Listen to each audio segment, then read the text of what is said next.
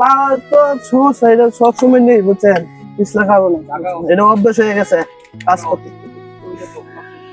এই যে কোম্পানি আছে, কোম্পানি দেখে। জি। কি করেন আপনি কাজ? আপনি বাঙালি কাজ করেন? 1 বছর কৃষি কাজ করছি। কৃষি কাজ ছেড়ে এই কষ্টের কাজ আইলে? ওই টাকার দরকার, গরিব মানুষ তো লাগে টাকার কাজ করে।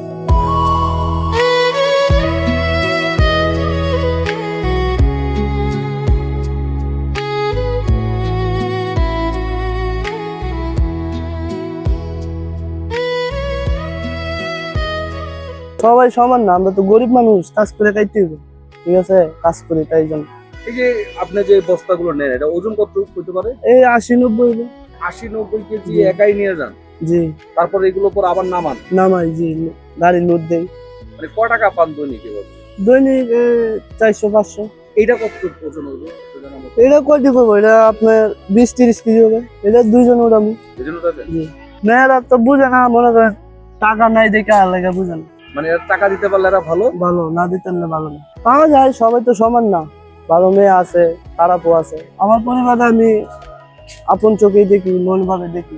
আপনি টাকা পয়সা পাঠান? জি জি। কত মাসে কয় টাকা পাঠান? এই আপনার 10,000। তাহলে আপনি কামান কত?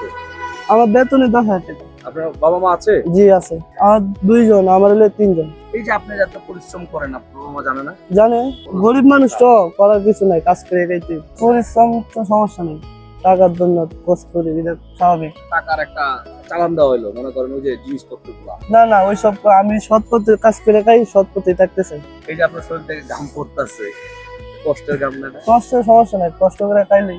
বেকার বসে বসে, বেকার বইয়ে তো লাভ নাই, কাজ করে খাইতে হইব, দুনিয়ার যেমন আছে সবাই কাজ করতে হইব, কাজ ছাড়া তো বাদ নাই। পেটের যাই সবাই কাজ করে, কাজ করতে হইব, বেকার বইসা লাভ নেই।